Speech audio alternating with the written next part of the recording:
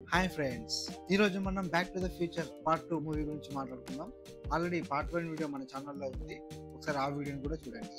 Movie open చేయగానే మన scientist future నుంచి వచ్చి మనం ఫ్యూచర్కి వెళ్ళాలి, అక్కడ మీ పిల్లలకి చాలా ప్రాబ్లం ఉంది అని మన హీరో ప్లస్ హీరోయిన్ తీసుకొని ఫ్యూచర్కి స్టార్ట్ అవుతారు. వీళ్ళు కార్లో ఎక్కి కార్ ఎగిరేది మన బిఫ్ గాడు చూస్తాడు. వీళ్ళు ఫ్యూచర్లో 2015 సంవత్సరంలోకి వెళ్తారు.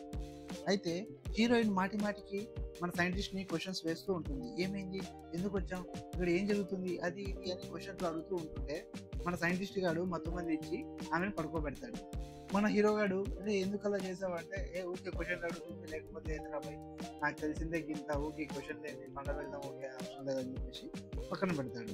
ఇంకా ఇక్కడ కార్ పార్క్ చేసి మన హీరో గాడు ఇక్కడ ఉన్నట్లుగా ఫ్యూచర్ కి తగినట్లుగా డ్రెస్ వేసుకుంటాడు. హీరోయిన్ ని పక్కన ఒక చోట పడుకోబెట్టి మన సైంటిస్ట్ హీరోకి ఏమేం చేయాలనేది మొత్తం ప్లాన్ చెప్తాడు. మన హీరో కొడుకు అంటే ఇప్పుడు మార్టిన్ కొడుకు ఉన్నాడు కదా, ఆ మార్టిన్ కొడుకుని ఒక కేసులో అరెస్ట్ చేస్తాడు. సో ఇప్పుడు వీళ్ళ ప్లాన్ ఏంటంటే అది జరగకుండా చూడాలి, మన హీరో కొడుకు ఆ ప్లేస్కి వెళ్లకుండా ఆపాలి. ఇప్పుడు ప్రజెంట్ టాస్క్ ఇదే అని చెప్పేసి మన సైంటిస్ట్ హీరో గారికి చెప్తాడు. ఇంకా ఒకసారి మొత్తం 2015లో చూడండి ఎలా ఉందో మొత్తం. ఇప్పుడు 2025 అయినా కూడా ఇలా లేదు, మొత్తం ఎగిరే కార్లు మొత్తం అన్ని మామూలుగా లేదు. అప్పుడు 1985 వాళ్ళు చాలా ఎక్కువ ఎక్స్పెక్ట్ చేసినట్టున్నారు మొత్తం మారిపోద్దని, కానీ అంతేం లేదు ఇక్కడ. ఇంకా హీరో గాడు అంతా చూసుకుంటూ ఒక కాఫీ షాప్ లోకి వెళ్ళి కూర్చుంటాడు. అయితే ఓల్డ్ బిఫ్ గాడు అంటే బిఫ్ గాడు ఓల్డ్ అయింటాడు కదా, వాడు చూసి మన హీరో గారితో వచ్చి మాట్లాడతాడు. ఎరా ఏం చేస్తున్నావు, పిరికి పందాన్ని కొట్టి మీ నాన్న ఒక వేస్ట్ గాడు, వాడు పిరికి పంద అంతా అది ఇది చేస్తాడని చెప్పేసి చెప్పేసరికి మన హీరో గాడు షాక్ అవుతాడు. ఇంతలో బిఫ్ గాడు మనవుడు వచ్చి హీరో గాడికి వార్నింగ్ ఇచ్చి వెళ్తాడు. అక్కడి నుంచి వెళ్ళలేదనుకో, కడాక చూపిస్తా కొడక అని చెప్పేసి ఒక వార్నింగ్ ఇచ్చి వెళ్తాడు. ఇంతలో మన హీరో కొడుకు వచ్చి ఆఫీస్ షాప్ వచ్చేసరికి మన హీరో పక్కన దాక్కుంటాడు. ఆ మన హీరో కొడుకు పేరు వచ్చేసి మెక్లైన్. బిఫ్ గాడు మనవడు మళ్ళీ వచ్చి హీరో కొడుకుని మెక్లిన్ గాని ఫుల్ గా ఏడిపిస్తాడు. పార్ట్ 1 లో వాళ్ళ డాడీని ఎలా ఏడిపించేవాళ్ళో ఇప్పుడు అలాగే ఏడిపిస్తున్నారు. బిఫ్ గాడు మాత్రం వాళ్ళ ఫ్యామిలీ మొత్తం ఇలానే ఉంది, అంతా ఏడిపించుకుంటూనే ఉంది అందరినీ. కానీ మనవాడు, నువ్వు సాయంత్రం నాతో వస్తున్నావా లేదా చెప్పు, కంపల్సరీ రావాలి, లేకపోతే నేను తాట తీస్తా అని చెప్పేసి బెదిరించేసరికి మన హీరో గారి కొడుకు అలా కాదు, నేను మా అమ్మ అడగాలి అది ఇది అని చెప్పేసి నవ్వుతుంటే ఒకటి పీకి అవతల పడేస్తాడు. దీంతో హీరో గారు ఇది చూసి కోపం వచ్చి హీరో గారిని కొడుకు ప్లేస్ లో హీరో గారు వెళ్తాడు. బిఫ్ గారిని మనవాడిని కొట్టి సేమ్ మళ్ళీ బయటకు వచ్చి ఒక చిన్న చేసింగ్ ఉంటుంది. ఓడి మీద వెళ్ళి ఒక ఫైట్ చేసి వీళ్ళని కింద పడేసి లాస్ట్ కు బిఫ్ గాని మనవాడిని కూడా ఎరిపప్ప చేసి వీడు పక్కకు వచ్చేస్తాడు. ఇంకా ఓల్డ్ బిఫ్ గాడు ఇదంతా చూసి ఇదేంటి, ఇదంతా ఎక్కడో చూసినట్టుందే, సేమ్ నాకు జరిగినట్టే మా మనకు కూడా జరిగినట్టు ఉందేంటి అని చెప్పేసి అనుకుంటాడు. బయటకు వచ్చాక మన హీరో గాడు ఒక బుక్ చూస్తాడు. ఏంది అంటే 1980 నుంచి ఇప్పటి వరకు జరిగిన అన్ని అవి పందాల బుక్ ఒకటి ఉంటుంది. సో అది చూసి వీడు బెట్టింగ్ వేద్దాం, సో ఫుల్ గా డబ్బులు సంపాదించవచ్చు, మనం కూడా ఫుల్ రిచ్ అవ్వచ్చు అని చెప్పేసి ఆ బుక్ కొనుక్కుంటాడు. ఇంకా సైంటిస్ట్ వచ్చేసరికి ఇద్దరు కలిసి కార్ ఎక్కుతారు. ఇదంతా పక్క నుంచి ఓల్డ్ బిఫ్ గాడు చూస్తూ ఉంటాడు. హీరో కొడుకు కూడా వెళ్ళేసరికి ఇదేంటి ఇద్దరున్నారు, అరే ఈ కార్ ఏంటి ఇలా ఉందని చెప్పేసి షాక్ అయి చూస్తూ ఉంటాడు. ఇంకా సైంటిస్ట్ గాడు వచ్చి అక్కడ చూసేసరికి ఏంటి గొడవ అవుతుందని చెప్పేసి చూస్తే బిఫ్ గాని మనవన్ని అరెస్ట్ చేస్తాడు. దీంతో ఇక్కడ పేపర్ క్లిప్పింగ్ మారిపోతుంది. వీళ్ళతో పాటు వెళ్ళినందుకే కదా మన హీరో కొడుకు అరెస్ట్ అయ్యేది. సో ఇక్కడ బిఫ్ వాడు అరెస్ట్ అయినందుకు ఇంకా వాడు వెళ్ళడు అని చెప్పేసి పేపర్ క్లిప్ కూడా మారిపోతుంది. సో ఇంకా ఇద్దరు హ్యాపీగా ఫీల్ అవుతారు. ఇంకా మనం వచ్చిన పని అయిపోయింది, వెళ్దాం పదా అని చెప్పేసి సైంటిస్ట్ చెప్తే హీరో కార్ ఎక్కడికి అప్పుడే మన హీరో గాడు కొన్న బుక్ కింద పడుతుంది. అది చూసి మన సైంటిస్ట్ వాడు ఫుల్ సీరియస్ అవుతాడు. ఏంటి ఏం చేస్తున్నావు నువ్వు, నేను ఈ డబ్బు కోసం ఈ మిషన్ కనుక్కున్నానా, నేను ఈ సమాజం బాగుపడడానికి ఈ ప్రపంచం మారడానికి ఇదంతా కనుక్కుంటే నువ్వు డబ్బుల కోసం ఎంత చేస్తావా, వద్దు ఇది చేయకూడదు. ఒకటి గుర్తుపెట్టుకో, మనం ఫ్యూచర్ లో ఏం చేసినా గతాన్ని మార్చడానికి ట్రై చేస్తే మొత్తం ప్రపంచం నాశనం అయిపోతుంది, అదంతా మనం చేయకూడదు అని చెప్పేసి క్లాస్ పిక్తాడు. సరే ఓకే నేనేం చేయాలని చెప్పేసి ఇలా చూసేసరికి మన హీరోయిన్ ఉంటుంది జెన్నిఫర్ అక్కడ పడుకుని ఉంటుంది కదా, పోలీసులు వచ్చి చూస్తారనమాట. పోలీసులు వచ్చి చూసి అరే నువ్వు జెన్నిఫర్ వీడు ఇంట్లో ఉండకుండా నేనేం చేస్తున్నావు, నడు ఇంటికి అని చెప్పేసి ఆమెను ఇంటికి తీసుకెళ్తారు. అంటే ప్రజెంట్ జెన్నిఫర్ ఉంటుంది కదా వాళ్ళకి తీసుకెళ్తారు. అయితే ఇంకా మనం కూడా వెళ్దామని చెప్పేసి వీళ్ళు మాట్లాడుకుంటుంటే మన ఓల్డ్ బిఫ్ గాడు తలపెనకాల కూర్చొని వినుకుంటా ఉంటాడు. ఇందాక హీరో గాడు పడేసిన ఆ బుక్ తీసుకొని ఓహో అని చెప్పేసి బుక్ పట్టుకొని వీళ్ళనే ఫాలో అవ్వకుండా వస్తాడు అనమాట. ఇంకా జెన్నిఫర్ ని ఇంటి దగ్గర డ్రాప్ చేసి ఇంట్లోకి తీసుకెళ్తారు. ఇంకా జెన్నిఫర్ ఫ్యూచర్ లో ఇంటిని చూసి చాలా షాక్ అవుతుంది. దాంట్లో హీరో వాళ్ళ డాడీకి యాక్సిడెంట్ అయినట్టుగా చూపిస్తారు. దాంతో చాలా షాక్ అవుతుంది. అక్కడ మొత్తం విచిత్రంగా ఉంటాయి. సైంటిస్ట్ గాడు హీరో గాడు జెన్నిఫర్ ఇంటికి వస్తుంది. ఇంకా వెళ్దాం అని చెప్పేసి ఆమెను వెతుక్కుంటూ లోపలికి వెళ్తుంటే ఓల్డ్ బిఫ్ గాడు ఇదంతా చూసి ఆ సైంటిస్ట్ కార్ వేసుకొని వెళ్ళిపోతాడు. వీడికి డ్రైవింగ్ ఎలా వచ్చు? కట్ చేస్తే జెన్నిఫర్ ఇంటిని చూపేగానే అక్కడ మొత్తం సిచ్యువేషన్ అంతా చాలా వరస్ట్ గా ఉంటుంది. మన హీరో గాడు మొత్తం అప్పుల పాలు అయి ఉంటాడు. మొత్తం జాబ్ కూడా చాలా స్ట్రెస్ లో ఉండి ఉంటాడు. అయితే ఇంతలో ఇంకా ప్రజెంట్ జెన్నిఫర్ చూసి ఇద్దరు ఒకరినొకరు చూసుకుంటారు. చూసిగానే కళ్ళు తిరిగి పడిపోతారు. అప్పుడే సైంటిస్ట్ గారు కూడా వచ్చి మన హీరోయిన్ జెన్నిఫర్ ని బయటికి తీసుకెళ్తాడు. ఈ లోపల మన ఓల్డ్ బిఫ్ గాడు కార్ తీసుకుపోయి బ్యాక్ వెళ్ళేసి మళ్ళీ కార్ అక్కడ పెట్టి వెళ్ళిపోతాడు. వాళ్ళు కార్ దిగుతుంటే వాడి స్టిక్ ఉంటది కదా, కర్ర చేతి కర్ర, అదొక ముక్క ఎరిగి దాంట్లో పడిపోతుంది అనమాట. Please do subscribe to my YouTube channel. ఇంకా సైంటిస్ట్ గారు హీరో గారు కలిసి జెన్నిఫర్ ని తీసుకొని ప్రజెంట్ సిచ్యువేషన్ కి వస్తారు. వచ్చి మన హీరోయిన్ ని ఇంటి దగ్గర హీరోయిన్ పడుకోబెట్టి సైంటిస్ట్ గారు హీరో గాని ఇంటి దగ్గర వదిలేస్తారు. ఇంట్లోకి వెళ్ళేసరికి అక్కడ వేరే వాళ్ళు షాక్ అవుతాడు. ఏంటి ఏంటి అని ఆలోచించే లోపలనే వాడు గన్ను తీసుకుని కాల్చడానికి వస్తాడు. ఇంకా వెంటనే మనోడు గోడ దుంకి బయటికి వెళ్ళిపోతాడు. ఇంకా బయటకు వచ్చి చూస్తే మొత్తం చాలా వరస్ట్ గా ఉంటుంది. ఆ ప్లేస్ మొత్తం మారిపోయి ఉంటుంది. ఒక హాంటింగ్ ప్లేస్ లాగా మారిపోతుంది. అంతా గన్ కల్చర్ ఉంటది. ఎవడికి ఇష్టం వచ్చినట్టు వాడు కాలుస్తూనే ఉంటాడు.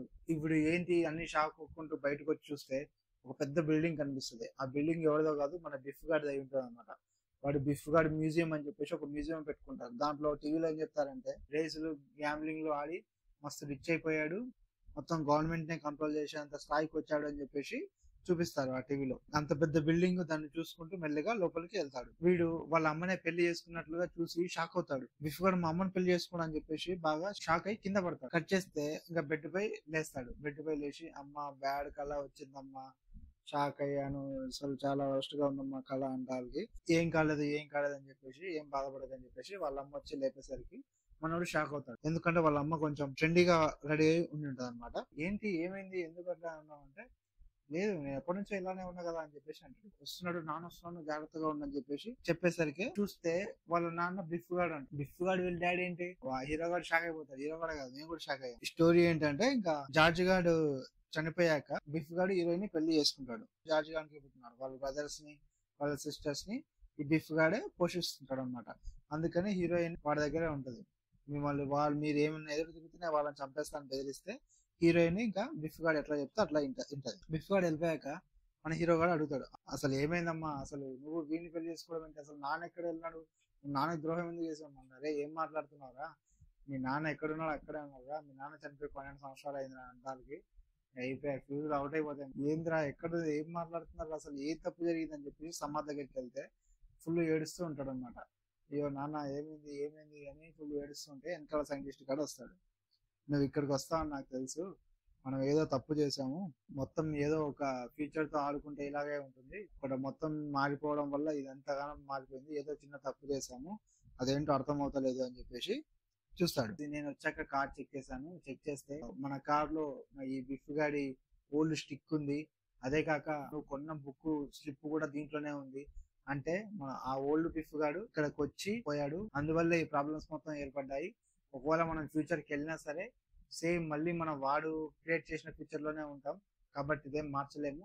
సో మనం వాడు ఓల్డ్ బిఫ్ గాడు వచ్చి ఫ్లాష్ బ్యాక్ అయితే వెళ్ళాడు, మనం కూడా అక్కడికే వెళ్ళాలి, సో ఆ డేట్ ఏంటో కనుక్కోవాలి ఫస్ట్ అని చెప్పేసి అనుకుంటాడు. ఇంకా దీంతో హీరో గాడు మన ప్రజెంట్ బిఫ్ గారి దగ్గరికి వెళ్తాడు. ప్రజెంట్ బిఫ్ గారి దగ్గరికి వెళ్ళి ఆ బుక్ నీకు ఎక్కడిది, ఎలా దొరికింది, ఏం చేసావు, ఆ బుక్ నీకు ఎవరు ఇచ్చారు, ఎప్పుడు ఇచ్చారు అని చెప్పేసి చెప్తే మనోడు ఓహో నీకెలా తెలుసు ఆ బుక్ గురించి అంటే మా డాడీ చెప్పారంటే సరే చెప్తాదు అని చెప్పేసి ఆ బుక్ గురించి మొత్తం తీసి నాకు ఇట్లే ఒక ముసలోడు వచ్చి నవంబర్ 12, 1955 ఇట్లా వచ్చి ఇచ్చాడు అని చెప్తాడు. ఇవన్నీ విషయాలు నీకెలా తెలుసు అంటే నాకు తెలుసు నాన్న చెప్పాడు అని చెప్పేసి చెప్తాడు.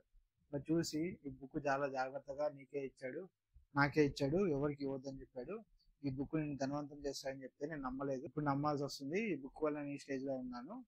ఇంకో విషయం కూడా చెప్పాడు, ఈ బుక్ గురించి ఎవడో ఒక సైంటిస్ట్ గాడు లేదంటే ఎవడో ఒక కుర్రోడు వచ్చి అడుగుతాడు, వాళ్ళని మాత్రం చంపేయి, నేను ఎవడో అనుకున్నాను నువ్వేనా అని చెప్పేసి చంపడానికి పోతాడు. ఇంకా హీరో గాడు మెల్లిగా అక్కడ ఇక్కడ దూకి తప్పించుకుంటాడు. లాస్ట్ కు అటు ఇటు వచ్చి టెర్రస్ మీదకి రాగానే కాల్చి చంపేస్తా, మీ డాడీని కూడా దీంతోనే కాల్చి చంపాను, సో నిన్ను కూడా దీంతోనే చంపుతాను, నిన్ను మీ అబ్బాయిని ఇతనే చంపేస్తుంది అని చెప్పేసి ఒకటి గన్ చేతిలో చేస్తావా లేదంటే దూకి చేస్తావా అని చెప్పేసి వస్తే హీరో గాడు మాట్లాడుకుంటూ కిందికి దూకుతాడు. అరే చనిపోయాడు అని చెప్పేసి వచ్చి చూసేసరికి మన సైంటిస్ట్ గాడు కింద కార్ లో వచ్చింటాడు. ఆ కార్ పైన ఇద్దరు పాస్ట్ లోకి వెళ్ళిపోతారు. మళ్ళీ అక్కడ పాత ప్లేస్ లోనే పార్ట్ 1 లో ఎక్కడైతే కార్ అయిందో మళ్ళీ అక్కడే కార్ ఆపి సైంటిస్ట్ గాడు ప్లాన్ చెప్పి ఏంటంటే ఆ ఓల్డ్ బిఫ్ గాడు వచ్చి ప్రజెంట్ బిఫ్ గాడికి బుక్ ఇచ్చిన తర్వాతనే మళ్ళీ మనం ఆ బుక్ ను దొంగిలించాలి. ఓల్డ్ బిఫ్ గాడి తెలిసిందో మళ్ళీ ప్రాబ్లం వచ్చేస్తుంది, మొత్తం ప్రపంచమే తారుమారైంది. చాలా జాగ్రత్తగా ఉండాలి. ఎందుకంటే ఇక్కడ ఇప్పుడు ప్రజెంట్ సైంటిస్ట్ నేను ఉన్నాను, ఇప్పుడు ఫ్యూచర్ సైంటిస్ట్ ఉన్నాం, ప్రజెంట్ సైంటిస్ట్ ఉంటావు, ప్లస్ నువ్వు ఉంటావు, నీ ప్రజెంట్ కూడా ఉంటాడు. కాబట్టి వీళ్ళెవ్వరిని అది డిస్టర్బెన్స్ కాకుండా మనం చాలా జాగ్రత్తగా చేయాలి. ఏదో ఒకటి నువ్వు కలిసినా నన్ను నేను కలిసినా చాలా ప్రాబ్లం అవుతుంది, మొత్తం ప్రపంచం తారుమారు అవుతుంది. కాబట్టి చాలా జాగ్రత్తగా వాళ్ళ పని వాళ్ళు చేసుకున్నాక మన పని మనం చేసుకోవాలని చెప్పేసి క్లియర్ గా ఇన్స్ట్రక్షన్స్ ఇచ్చి స్టార్ట్ చేస్తారు. ప్రజెంట్ డ్రెస్ ప్లస్ ఒక బైనాక్యులర్, ఒక వాకి టాకి ఇద్దరు మాట్లాడుకోవాలని చెప్పేసి వెళ్తాడు. ఇంకా మన హీరో గాడు బిఫ్ గాని ఫాలో అవ్వకుంటూ బిఫ్ గాన్ దగ్గరికి వెళ్తాడు. ఓల్డ్ బిఫ్ గాడు కూడా చెట్టు వెనకాల కూర్చొని మన ప్రజెంట్ బిఫ్ గాని చూస్తూ ఈ లోపు మన హీరో గాడు ప్రజెంట్ బిఫ్ గాని కార్ లో దాక్కుంటాడు. ఇంకా మన ప్రజెంట్ బిఫ్ గాడు అక్కడ హీరోయిన్ డ్రెస్కుంటూ చూస్తుంటే వెళ్ళి ఏడిపిస్తాడు. హీరోయిన్ ఎలాగొల్లావని కొట్టి తప్పించుకొని పోతుంది. ఈ లోపు ఓల్డ్ బిఫ్ గాడు వచ్చి కార్ డ్రైవింగ్ ఇచ్చి కూర్చుంటాడు. రే ఎవర్రా ముసలాడా నా కారెక్కి కూర్చున్నావు అంటే, నాకు తెలిసిలో ఎవడో నువ్వు వచ్చి కారెక్కు, నీకు ధనవంతుడు కావాలని ఉందా, ఉంటే కారెక్కు అంటాడు. ఎవర్రా నువ్వు నా కారెక్కి నవ్వన్నావు అంటే, మూసుకొని కారెక్కిరా అని చెప్పేసి కారెక్కించుకొని పోతాడు. కారెక్కించుకొని వీళ్ళంటి దగ్గరికి పోతాడు. మా ఇల్లు నీకెలా తెలుసురా అంటే, నీకు అన్ని తెలుసు, మూసుకొని నేను చెప్పింది నువ్వు, నీకు ధనవంతుడు కావాలని ఉందా, అయితే నేను చెప్పింది చెయ్యి అని చెప్పేసి చెప్తాడు. ఈ బుక్ ఇస్తాను, ఈ బుక్ చాలా జాగ్రత్తగా పెట్టుకొని ఈ బుక్ లో ఉన్న ప్రకారంగా నువ్వు గెలిచే వాటిపైన బెట్టు వేసి ధనవంతుడు అవ్వచ్చు అని చెప్పేసి చెప్తాడు. ఇలాంటివి చాలా చూసాను లేరా, నువ్వు నాకు చెప్పకు అని చెప్తే లేదు అని చెప్పేసి రేడియోలో ఒక మ్యాచ్ జరుగుతుంటే ఆ మ్యాచ్ డెమో చూపించి చూడు ఇప్పుడు ఇది గెలుస్తుంది అని చెప్పేసి చెప్తే షాక్ అవుతాడు. నిజంగా అదే గెలుస్తుంది.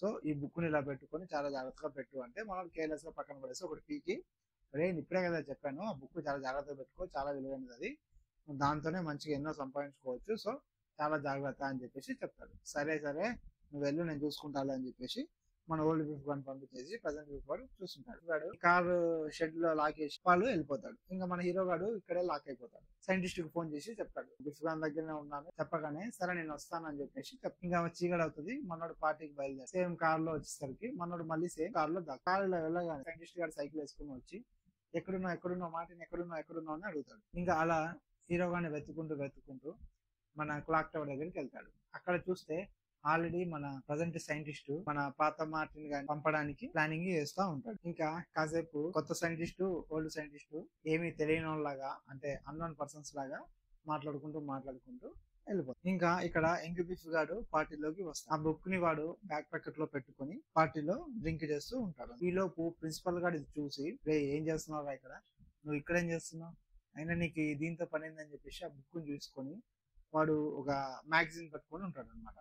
హీరో గారు తీసుకునే లోపే మన ప్రిన్సిపల్ గారు చూసుకొని ఆ బుక్ తీసుకొని పోతాడు. ఇంకా మన హీరో గారు ప్రిన్సిపల్ గారు ఎప్పుడు వెళ్ళి మన రూమ్ లోకి వెళ్ళి ఆ బుక్ ని తీసుకోవడానికి నానా తంటాలు పడతాడు.